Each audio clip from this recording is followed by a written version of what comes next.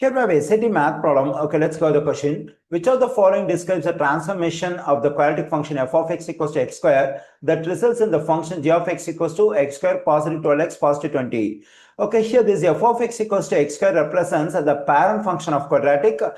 We have to understand the transformations which have to be applied on the graph of this parent function to get the graph of the another quadratic function g of x over here. For that, what we have to do is we have to write the another quadratic function g of x in vertex form. That is g of x equals to a times x negative h whole square positive k. So we have to write this expression in this form, a times x negative h whole square positive k. Okay, let me take the given function g of x as it is. It is g of x equals to x square positive 12x positive 20. Now, let me consider an algebraic identity, that is a positive b the whole square equals to a square positive 2ab positive b square. Okay, here we have the square of a binomial.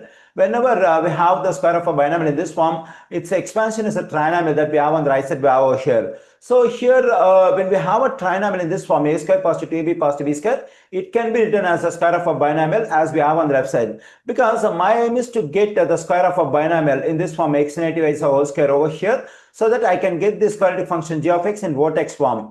Okay, let me do it. G of x equals to, now how to get a trinomial over here exactly in this form, a square positive 2ab positive b square. Okay, let me write this x square as it is, and we can write this 12x as 2 times x times. How to write some number over here so that the simplification of this stuff is equal to 12x. So what number should I write over here inside the parenthesis? I must write 6, so that when I multiply this 2x and 6, I am getting 12x.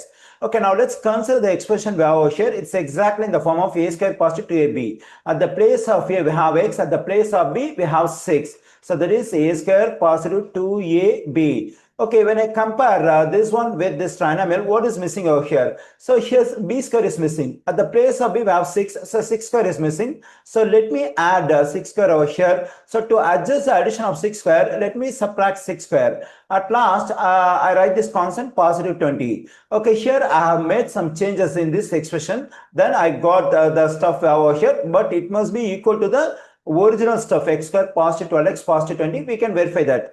Okay, here we have x square, and when I simplify this one, 2 times x times 6, that is equal to 12x we have over here, and here we have positive 20, here we have positive 20. So this positive 6 square negative 6 square is a 0 pair because it will become 0. So the expression we have over here is equivalent to the original expression. Okay, let's continue. G of x equals to, now let's consider the trinomial we have over here. It's exactly in this form, a square positive 2ab positive b square. At the place of a, we have x. At the place of b, we have 6. So we can write this trinomial as a square of a binomial like a positive b whole square. For that, we have to write x at the place of a and 6 at the place of b. Then we get x positive 6 the whole square, the square of a binomial for this trinomial. So we can write this negative, and the value of 6 square is 36 positive 20. Okay, g of x equals to x positive 6 the whole square. When I combine this negative 36 and positive 20, I am getting negative 16.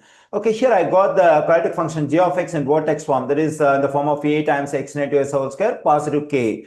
Okay, here let's compare the function, the parent function of quadratic f of x equals to x square, and this one. Okay, here what number we have in front of the parenthesis over here? It's just 1. Since we have 1 over here, there is no vertical stretch or compression. And also, let's consider the positive 6. That is, 6 is added to x over here. Since 6 is added to x over here, this represents an horizontal translation of 6 units to the left. So whenever a number is added to x, it's an horizontal translation to the left. Since 6 is added, we have to consider this one as an horizontal translation of 6 units to the left. In case 6 is subtracted from x, it is an horizontal translation of to the right.